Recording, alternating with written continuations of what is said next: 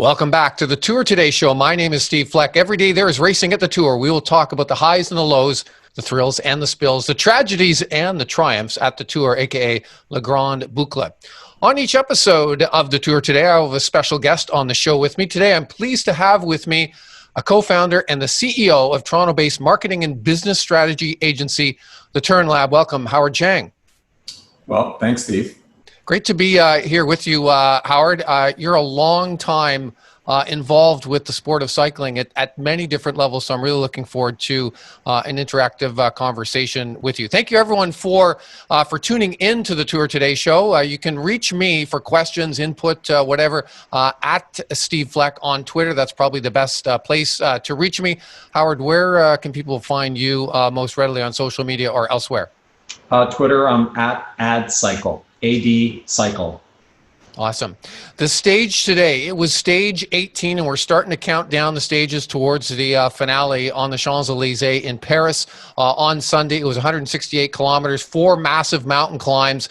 It was arguably sort of the Queen stage. Some were saying yesterday, Howard, was the Queen stage with the Madeleine and the Col de Loz, 2 big climbs. But today they had 4 major categorized climbs and over 4,500 meters of climbing. So it was definitely a leg breaker. It's been a disappointing tour for the Ineos Grenadier team. They were going in expecting to win with Egan Bernal, but Bernal out of the tour, withdrew a few days ago. So it was nice to see a 1-2 finish for Team Ineos between Mikel Kwiatkowski and Richard Carapaz, both very experienced riders. Kwiatkowski has won many big races around the world, including the Road World Championships. Carapaz, the winner of the Giro d'Italia last year. They came across the finish line arm in arm. It was a special moment for Kwiatkowski. Howard, you know that team sport. This is a team sport, and Kwiatkowski, as I said, who had won many big races, monuments around the world, Milan-San Remo, Strade Bianche, the World Championships, came across the finish line. His comments afterwards, this was one of the best moments I've ever had in cycling. I had goosebumps coming across the finish line with Richard Carapaz. Comments, Howard, on that in terms of how emotional these guys get? Oh, absolutely. I mean, we think of them as kind of these professional automatons, paid to do their job, and they're human beings, right? And yep. I think, Ineos had a lot of challenges this tour, obviously with the removal of 2 defending champions, 2 former champions from the roster ahead of time, raised a lot of questions. And I think with Kwiatkowski, he, like you said, he is a multifaceted rider, a great champion in his own right. But he's been instrumental to help Team Ineos win multiple tours. Yes. And left to their own devices, they sort of had a free hand to go for a little bit of glory. And I think they kind of saved Ineos' tour. That 1-2 finish was quite spectacular to watch.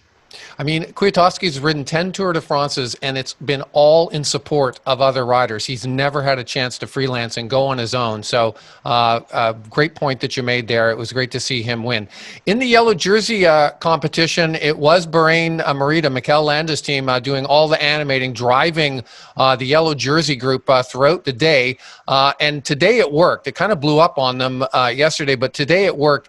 Mikel Landa able to leapfrog ahead of Rigoberto Urán and Adam Yates to move up in the standings in the yellow jersey competition. Primož Roglič looked supreme today, I thought, Howard. On that gravel section, he took full charge of the race, and he's had just phenomenal team support with his Jumbo-Visma team. He's always had teammates around him, and this was the first time that the young Slovenian rival, it's 2 Slovenians, we have to remember, on the front of the race, Roglič and Tadej Pogačar.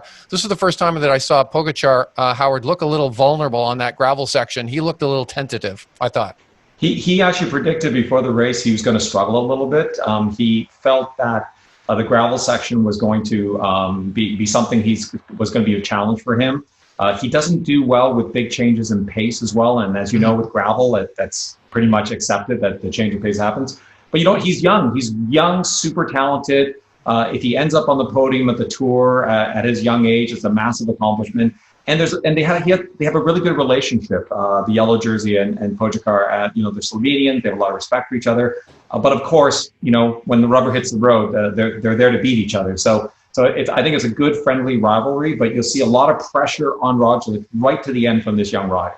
Yeah, for sure. He's not giving up. And Pogacar and Roglic are both supreme time trialers. So it could potentially come down to a battle on the penultimate stage on that time trial stage, the second from the last. So let's just quickly review the yellow jersey. As mentioned, Primož Roglic still in first place. Tadej Pogacar, 57 seconds back. It is Mikel Angel Lopez, a Colombian rider riding for Astana, sitting in third. He's at 127.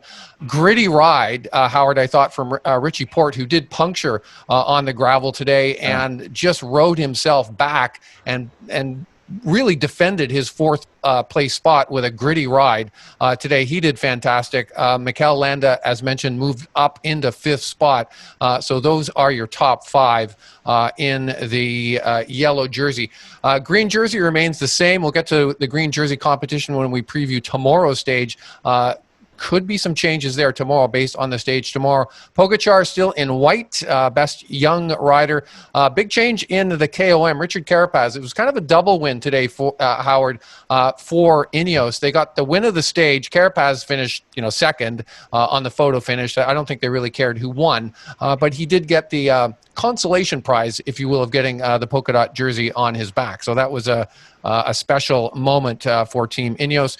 In the team competition, Movistar still in the lead there. Jumbo-Visma moving up into second spot. So, Howard, that stage tomorrow coming up, we're out of the big mountains.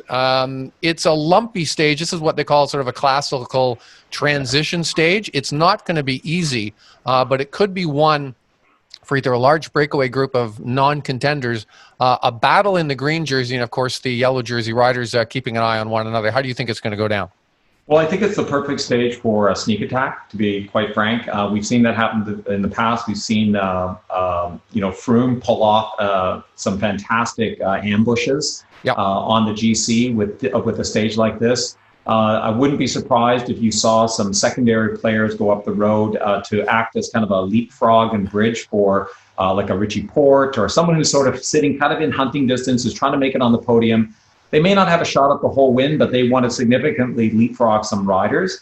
So I think you're going to see some very interesting and potentially some risky tactics by some of the riders sort of like below the podium. Pogacar, I mean, it'll be interesting to see whether he does anything risky, because I think he's being told tranquilo, like try to keep your position and maybe the win if you get a chance. But I think some of the other riders like Porte, who has publicly stated that this will be his last year as a leader of a team for the Tour. He's looking to move on into, again, more of a support role. This is kind of his last kick of the can, so he might do something risky tomorrow. That's for sure. Porte going back to the Ineos Sky team next year, and as mentioned, we'll probably be riding in support for other riders in Grand Tours. Shifting to the green jersey competition for tomorrow, Sam Bennett is wearing a green jersey, made the time cutoff today just by a few minutes, but it is Peter Sagan and Matteo Trentin who are chasing him and are within range if they score maximum points at the intermediary sprint and at the final sprint stage and get points at the finish line. They could come up and challenge Sam Bennett in that green jersey competition. Sagan, of course, very motivated to get his 8th. That's unprecedented. He has the record with 7 in total. This would be completely unprecedented territory if Sagan could win an 8th green jersey.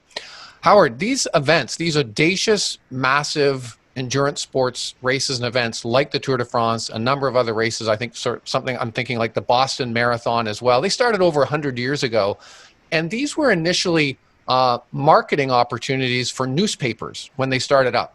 Tell us a little bit about that, why that came to be, and does it still have any relevance today? Well, I mean, in the Tour de France in particular, the paper Lotto was struggling with distribution. I think before the Tour, the distribution was somewhere around 30,000 distribution. And it was really just a crazy idea by the founder of that publication to put on a spectacle. And the Tour in its original incarnations were really spectacles. I mean, we're talking like 400-kilometer stages, and you had to fix your own bike. And if you didn't, you were disqualified. It was crazy. You know, a handful of riders finished the first Tour. But after the first Tour, the circulation tripled. Lotto. So obviously it worked. So I think, you know, it's human nature to be attracted to that idea of that romantic idea of human suffering and overcoming. And the Tour de France has been sort of the perfect stage for those kind of dramas to play out over the last 100-odd years. And I think that's why it's kept its attraction for so many sponsors, spectators, fans. It has all the elements of that human drama.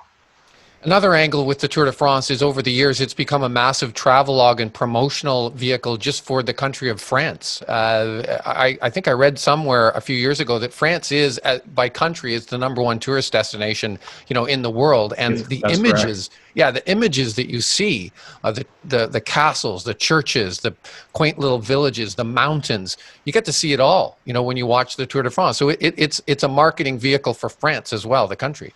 100%. And I think the reason why so many of these towns and villages pay really a king's ransom to have their villages featured is partly for that, to attract tourism, to attract attention, put themselves on the map, so to speak. When you think about the total revenues that the ASO derives, which, they keep pretty secret, but, most experts are estimating somewhere between 60 and 150 million in revenue comes in. About 50% of that is actually television rights. So there's tremendous broadcast time on these villages and on the scenery and, of course, on the riders themselves. And that television, as you know, Steve, being in the business, is worth a lot of money. Yeah, it's worth a huge amount of money. And interesting enough, the model is a little bit different in professional cycling than if people are familiar with the way it works with professional team sports and elsewhere, in the world, and that there's no revenue sharing with the team. So the promotional vehicle for the race is the race itself for the teams. In fact, I heard that a number of the lower ranked teams, on the World Tour rankings were, bargaining hard in the pandemic because there was the thought that the tour wasn't going to happen this year. They were pressing the UCI and the ASO, the organizers of the tour, really hard to actually put the race on because they were going to go out of business if they didn't have the Tour de France as that marketing and promotional venue for their sponsors. Yes. And I think, it's always a tough go for these teams to try to gain value and to show the value to the sponsors. And that's why you see a lot of, breakaways happen in the tour where people are just trying to get sponsor exposure dollars. I mean, how a team performs in the tour, because it's the greatest show in the sport, can determine their fate with their sponsor the next year. When I was running our pro team in Canada a number of years ago, Toshiba is our main sponsor. And in one season, one of our riders led the Tour de Canada for 6 of the 9 days. Toshiba's own marketing people did the calculation, because it was on CTV National Sports every single day for over an hour broadcast. They calculated the time their logo was on TV, and they estimated the value was $12 million for their brand. That's in Canada. For the Tour de Canada. Imagine the Tour de France. So, when you talk to the big team PR people, they talk about media value in the tens of millions of dollars for being in the yellow jersey. So Julian Alaphilippe, although he didn't win the Tour last year, the amount of value he brought to his sponsors was in the tens of millions of dollars.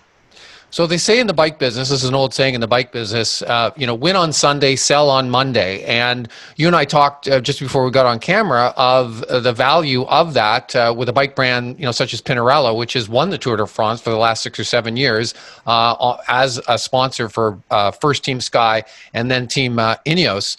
And I would say anecdotally, I don't know the exact numbers, but when I go out for a ride, be it, in Europe or elsewhere in North America, I see a lot of Pinarello bikes. So that adage of winning on Sunday, selling on Monday must be working for a bike brand like Pinarello. Yeah, and it works in the opposite direction too. I mean, look at the brand Cervelo. I mean, there was a time when Tor Koshov was really creating a lot of news for the brand, and Carlos Sastre, winning the Tour on a Cervelo. Everybody was on a Cervelo. I mean, now I don't see a lot of Cervelos in our club rides, and you see tons of Pinarellos. And I think it's just human nature to gravitate towards anything that enhances your personal brand, right? So I may not ride the Tour, I may not win the Tour, but I kind of want to rub shoulders with brands that are around the Tour, and it kind of enhances my personal brand. So I do think you're right. I think there's a tremendous impact on brands in the business in terms of their success in the Tour, and that's why sponsors put millions and millions of dollars. Not only are they providing all the bikes and equipment, they're also writing big checks to get on these big teams because they know what impact that's going to have on their marketing for the selling season. You see printed and branded logos all over the place on the finish gantries, on the barricades, on the siding. You mentioned, on the riders. What is the value? The value of that logo placement, given the TV exposure that an event like the Tour de France has. I mean, I think it's said that the World Cup of Soccer and the Olympic Games are the largest sporting events in the world, but they're quadrennial events. They happen every 4 years. The Tour de France is the largest annual sporting event. So, I mean, the reach for, logo exposure, I noticed Continental, for example, is on all the gantries that they go under, 20K to go, 15K to go, 5K to go. What's the value of something like that for a brand like Continental? Well, about 40% of ASO revenues comes from these sponsorships, come from brands like the Continentals and all the different car brands and drink brands and all the ones.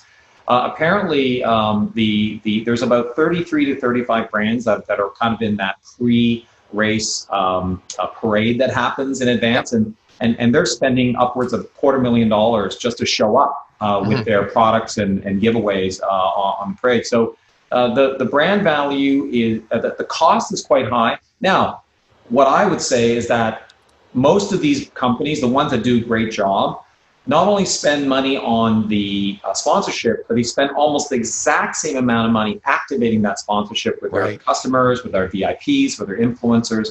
That's where they're getting the dollar out of it. I think if a brand comes in and just puts their logo around, I think it has limited value. Like, sure, you might see Continental, but if Continental's marketing team activates the brand with product giveaways, demonstrations, VIP experiences, then they're really getting value out of it. It's interesting that Continental, of course, we're cyclists, so we think Continental, they make great bike tires, but it's their automobile tires that Continental is marketing on those gantries, like in the race. I don't know if there's a spin-off that they get to the bike market from that. You would know better than I would on that. Well, we know that most adult cyclists drive cars. Like, that's just a statistic in North America, and it applies to most of Europe as well. In Canada, over 50% of drivers also ride bikes. So there's a really interesting connection between drivers and cycling. So even though, there's kind of like this war on cars, war on bikes that we hear a lot, which creates a lot of antipathy, most of us are kind of doing both. So I think from a marketer's point of view, they get that. They understand that. They understand that the audience out there that are passionate about cycling are also driving cars, and they want to create brand association. Like, oh, if I like the Tour de France, Continental showing up there, when I choose my tires, you know what? I'll err on Continental, right? Yeah. So it does have an impact for sure. I noticed that Subaru, I don't know if this is strategically something that they're doing, is their back page ad that they traditionally have on the Globe and Mail on Saturdays. It's a Subaru vehicle, but it has bikes on the roof. They have bikes on a roof rack on a Subaru car, on the ad. So maybe that's part of that connection that you're making between, cyclists and automobile owners and the crossover between the two. Yeah, I mean, I think a lot of car companies are looking at cycling very seriously now because, a lot of car companies are talking more like mobility companies now, right? They understand that, if you look at the dramatic decline in 16-year-olds getting driver's licenses in urban centers, I think everyone sort of sees the writing on the wall. So, what role does cycling have to play? You and I have had the conversation in the past around the whole electrification of mobility. And you see that in cycling so dramatically with so many people utilizing electric assist bikes. There's $15,000 electric assist bikes showing up on training rides now for people that are getting a little bit older. They can't necessarily push as hard, but they want to ride with the same crew. So I think car makers are looking at that. GM launched their electric bike.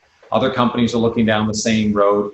Pawn, which is a big auto brand company that also does bikes, they're starting to create synergy. So the Tour, I think, is a great analogy for all of that, because when you look at the caravan of so many vehicles on the Tour, it's not the most environmental event in the world, because there's so many cars doing it. But they are starting to think about that. They're starting to think about how do we become more carbon neutral? How do we electrify the entire event? And so bikes and cars are starting to have different conversations between those brands now. I've heard you say, in the past that when you ran that bike team, the first professional cycling team in Canada, you learned a lot of lessons about the business of marketing. Share with us just some of those, higher level lessons that you learned. Well, I actually got into marketing because of running a bike team, essentially. So previous to that, I had a number of businesses, and of course I did the marketing for those, but that was for, small business, essentially. When I started to have to work with the BMWs, the Fords, the Toshibas, I had to really up my game around understanding marketing. So I went to libraries, started reading books, started asking people questions. And so I started to think more like a professional marketer. So I learned very quickly that cycling is essentially a marketing vehicle. As you mentioned earlier, in other pro sports, there's revenue share with television. Cycling exists because it's a marketing vehicle. And I think some of the struggles that you see in North America with some of the pro teams here is that they just don't have the kind of interest by the media that gives the marketing value back to the sponsor. So if you're not on regional TV, if you're not on national TV, what are you actually selling to your sponsors? Like, sure, you might get 100,000 people come up to a great event, but that's 100,000 versus 10 million or 20 million if you're on ESPN, right? So I do think that a lot of the lessons I learned there that I've carried forth into my current business, which is essentially a marketing technology company, was learned through how to get the most out of very limited marketing dollars and have the highest impact. And I think every cycling team struggles with that. And the Turn Lab, your company that you co-founded, it's a marketing and business strategy agency. You've worked with some cycling brands and brands in the sporting goods space. What have you, sort of the higher level things you've done for them, and what do you see going on, like in particularly the bike space? I mean, we've had a massive boom in bike sales. Outdoor sport and rec sales have been through the roof this year as well. What's going on in the business, and what could the Turn Lab do to help a business or a brand in the space? Well, I think the biggest challenge for most bike brands, and certainly including some of the ones that we work with that are big brands, is that it's still there's still a bit too much of a cottage industry mentality. They don't necessarily think like global brands. I think Trek and Specialized are notable exceptions, but there are a lot of other brands in there that are operating at a pretty high level. Have revenues in the hundreds of millions of dollars, but they're still operating with a little bit of a cottage industry mentality, and they don't think necessarily like global brands. They don't necessarily operate like global brands. And I think they're kind of their own self-limiters a little bit. I think from a marketing advertising point of view, we see that that a lot of the creative is done in-house. A lot of it is bootstrapped together. They're basically utilizing teams internally that obviously have some limitations, but they feel comfortable there. That's their comfort zone. The Specialized, the Shimano, the Treks, they've got global agencies, they've got CMOs. And it's hard to compete against that unless you commit to that kind of way of looking at your business. So I think, my advice for most brands is, the technology exists, the intellectual property exists right now to behave more like a global brand without spending, necessarily millions of dollars. So it's really about a shifting of philosophy and getting the right partners involved to help. And at the Turn Lab, we leverage a lot of technology. We're a marketing company. We're also a technology company. We build a lot of apps, platforms, whatever. Leverage technology. Online, you can be very powerful online without ever having a Super Bowl commercial, right? Right. So I think you can really use technology in some innovative ways to build that brand equity and expand your voice. Well, we had Blair Clark, the president of Canyon North America, Howard, on earlier in an earlier episode of the Tour Today show, and he was talking about that. And as you know, Canyon's taking a bit of a different approach, a disruptive approach to the traditional model of bike sales in North America, and they're going consumer direct. And they've opened up in the U.S. and Blair said they'll be opening up in Canada next year. Might that be sort of the disruptive technology that the business needs? Canyon's done very well in Europe. Yeah. I mean, we're in a buyer's market now, right? The consumer controls the channel more than anybody else now, right? Because we have so many ways of getting the kinds of product that we want. And Steve, you and I have been in this business a long time. We've been in sport a long time. When we started in the sport, there were a lot of crappy bikes. right? Yep. And we've ridden a bunch of them. In fact, you might have been sponsored by a bunch of them. Yes. It's hard to buy a crappy bike these days. Yes. So whether you're on a Canyon, a Specialized Develop, you're on a pretty darn good bike. In fact, you're on a bike that's probably better than you are as a rider, unless you're riding the Tour de France. So what's happening now is the channel strategy and the way you get access to this product is going to be a big differentiator. I think Canyon is way ahead of the game. I think they're building the right partnerships.